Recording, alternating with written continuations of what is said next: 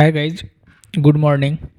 Today we are going to discuss problem of the day of GFG, which is replace every element with the least greater element on its right.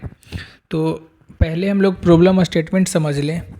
Video को पूरा देखिएगा क्योंकि हम आपको बताएंगे कि इस क्वेश्चन में कौन कौन सा ऐसा कॉन्सेप्ट यूज हुआ है जो कि आपको याद रखना चाहिए और इसका आगे भी यूज होगा। कि मतलब इसको अगर याद रखें तो कैसे प्रॉब्लम को अप्रोच करने में आसानी होगी। तो सबसे पहले कोई भी क्वेश्चन आए तो देखिए कि अगर पहले हम लोग इसको किए हैं तो रिकॉल हो जाना चाहिए। अगर ऐसा क्वेश्चन किए हैं नहीं है तो ठीक है, नए सिरे से हम लोग सोचेंगे कि क्या है नहीं है। तो जैसे देखिए ये इसमें हम लोग को एक एरे दिया हुआ है और हर एक एलिमेंट के लिए बताना है कि इसके राइट में इससे जस्ट बड़ा कौन सा है। ठीक है, अगर ये रहता कि इसके राइट में हमको बड़ा बताना है, ये नहीं कि जस्ट इससे बड़ा, तो 8 के लिए 58 आउटपुट होने जा रहा था क्योंकि इसके नज़दीक 58 इससे बड़ा था। लेकिन पूछा है कि जस्ट ग्रेटर, तो 8 से जस्ट ग्रेटर कौन सा है? 18 है। ठीक है, अगर 17 रहता तो 17 आउटपुट देते, तो 18 है तो इसके लिए 18 हुआ। 58 के लिए 63, और जिसके लिए कोई भी बड़ा नहीं है, मतलब 93 से जस्ट बड़ा कोई एलिमेंट नहीं है तो -1। 28 से राइट में जस्ट बड़ा कोई नहीं है तो -1। ठीक है, तो ये क्वेश्चन करने से पहले हम आपको सजेस्ट करेंगे कि एक नेक्स्ट ग्रेटर एलिमेंट करके क्वेश्चन है जिसमें स्टैक यूज होता है, वो क्वेश्चन पहले कर लीजिएगा। फिर आपको पता चलेगा कि उस क्वेश्चंस और इस क्वेश्चन में क्या डिफरेंस है। ठीक है, तो वो वाले क्वेश्चन में हम लोग को time complexity O of n रहता है, लेकिन इसमें O of n log n है। ठीक है, तो O ऑफ n क्यों उसमें था कि उसमें जस्ट मतलब उसमें ग्रेटर बताना था, nearest smaller nearest greater element. ठीक है, तो उसमें O ऑफ n था, इसमें log n लग गया। यानी log n लगते के साथ हम लोग को दिमाग में आ जाना चाहिए कि कहीं ना कहीं इस क्वेश्चन में बाइनरी सर्च का यूज होने वाला है। ठीक है, तो ये तो क्वेश्चन समझ लिए। अब इंट्यूशन क्या रहने वाला है मेरा, देखिए बताते हैं वाइट बोर्ड पे। जैसे देखिए ये एरे है। ठीक है, तो हम लोग एलिमेंट 2 को पिक किए। ठीक है, और चूंकि हम लोग को राइट में बताना है, ध्यान रखिएगा, छोटा छोटा कॉन्सेप्ट से मतलब समझ में आएगा क्वेश्चन। जैसे देखिए अगर हम लोग देखें, एक मिनट, हम लोग को बताना है राइट से जस्ट ग्रेटर, मतलब कोई भी एलिमेंट है इसके जस्ट ग्रेटर राइट में कौन सा है। तो एक कॉन्सेप्ट ये आप लोग याद रखिए कि अगर लेफ्ट पूछे तो हम लोग i बराबर 0 से स्टार्ट करेंगे, और अगर राइट में पूछे तो हम लोग i बराबर n-1 से स्टार्ट करेंगे। क्यों कि पहले यहाँ से स्टार्ट किए तो इसके राइट में कोई नहीं है तो -1 हम लोग पुश कर देंगे मेरा आंसर वेक्टर में। इसके लिए देखेंगे इससे जस्ट बड़ा कोई नहीं है तो -1 पुश कर देंगे। तो यही छोटा छोटा चीज़ धीरे धीरे इम्प्रूव करता है कोडिंग स्किल में। तो जैसे ही क्वेश्चन में राइट आए तो हम लोग i बराबर n-1 से स्टार्ट करेंगे, वही किए हैं। ठीक है, तो ये जो मेरा एरे है, ठीक है, क्या करेंगे इसमें हम लोग, देखिए जैसे 2 6 9 1 3 2 है, तो 2 को लिए और 2 के लिए इसके लिए चेक किए नहीं है कोई, 3 के लिए है तो नहीं है, 1 के लिए देखेंगे तो इसके लिए 2 बड़ा है, 1 के लिए 1 से बड़ा 3 है और 2 भी है। तो लेकिन हम लोग को जस्ट ग्रेटर बताना है तो इसके लिए 2 हम लोग रिटर्न करेंगे। तो देखिए 1 के लिए क्या आउटपुट हुआ, 2 आउटपुट हुआ। ठीक है, तो हम लोग को क्या है कि ये सारे एलिमेंट को कहीं ना कहीं तो स्टोर करके रखना होगा, तब तो चेक करेंगे कि ये दोनों में 1 से जस्ट बड़ा कौन सा है।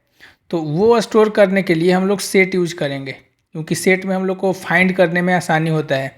तो जैसे सेट में 2 डाल देंगे, 3 डाल देंगे, और हम लोग को 1 के लिए चेक करना है तो चेक करेंगे कि 1 से जस्ट बड़ा कौन सा है।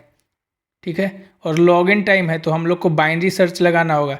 तो बाइनरी सर्च का क्या है, एक बना बनाया इनबिल्ट फंक्शन है जिसको हम लोग अपर बाउंड के नाम से जानते हैं। तो अपर बाउंड का कॉन्सेप्ट यहाँ पे यूज करेंगे। ठीक है, तो हम आपको कोड समझाते हैं।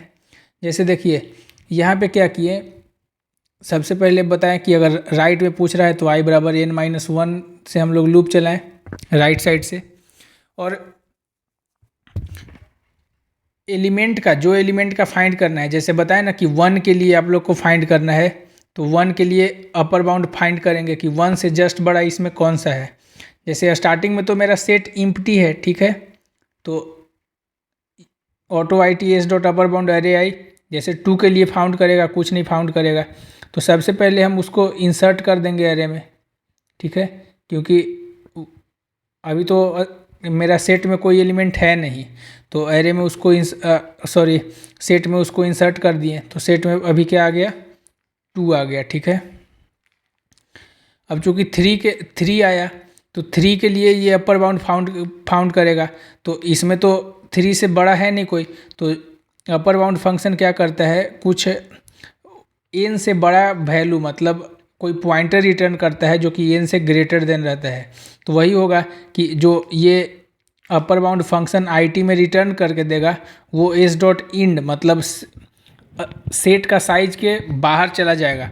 तो जैसे ही देखेंगे कि सेट में उसका अपर बाउंड है नहीं, तो हम लोग आंसर में -1 स्टोर कर लेंगे, यानी जो मेरा आंसर है, आंसर वेक्टर, एक मिनट, जो मेरा आंसर वेक्टर है उसमें क्या आ गया, 2 के लिए भी -1 आ गया, 3 के लिए भी -1 आ गया, और सेट में मेरा क्या क्या एलिमेंट आ गया, 2 और 3। अब क्या आया, अब हम लोग 1 पे आए, ठीक है, तो 1 पे आएंगे तो अपर बाउंड फाउंड करेंगे, तो अपर बाउंड क्या रिटर्न करके देगा, 2 देगा रिटर्न करके, तो 2 देगा रिटर्न करके, तो I T is equal to S dot end, तो ये गलत हो गया क्योंकि जो वो रिटर्न करके दिया वो तो सेट में प्रेजेंट है, एस डॉट इंड का मतलब कि सेट में प्रेजेंट नहीं है, इक्वल टू का मतलब, तो answer dot push back I T को हम लोग, आई टी तो पॉइंटर दिया तो उसको रिफरेंस करेंगे, तो उसको डाल दिए अपना आंसर वेक्टर में, तो वो रिटर्न करके 2 के लिए पॉइंटर दिया, उसको रिफरेंस करके हम लोग अपना आंसर वेक्टर में डाल दिए 2। अब हम लोग 9 पे आ गए, तो 9 के लिए सेट में फाइंड करेंगे, तो सेट में तो कोई इससे बड़ा है नहीं, तो अपर बाउंड फिर कोई गार्बेज वैल्यू रिटर्न करके देगा, मतलब पॉइंटर जो कि एस डॉट इंड को रिफरेंस करेगा, जैसे I T is equal to S dot end मतलब ये सेट में प्रेजेंट है नहीं, तो फिर आंसर में 9 के लिए क्या आ जाएगा, -1 आ जाएगा, ठीक है। फिर वैसे ही 6 के लिए, और सारे एलिमेंट को इंसर्ट भी करते चलेंगे, 1 को इंसर्ट कर दिए, 9 को इंसर्ट कर देंगे। अब 6 के लिए आएंगे, तो 6 के लिए सेट में फाइंड करेगा अपर बाउंड, तो वो 9 रिटर्न करके देगा, तो हम लोग अपना आंसर में 9 डाल लेंगे, ठीक है, तो 9 डाल लिए, हाँ 6 के लिए 9 डाल लिए। अब 2 के लिए, तो 2 से जस्ट ग्रेटर कौन सा है, 3, तो वो हमको 3 लौटा के देगा। तो ये जो आंसर वेक्टर बना ये रिवर्स ऑर्डर में बना, तो इसको क्या करना पड़ेगा, लास्ट में हम लोग रिवर्स कर लिए, रिवर्स करके उसको रिटर्न कर दिए, तो ये हमारा कोड हुआ। इसको सबमिट करके हम लोग देखते हैं, तो सबमिट करते हैं इसको।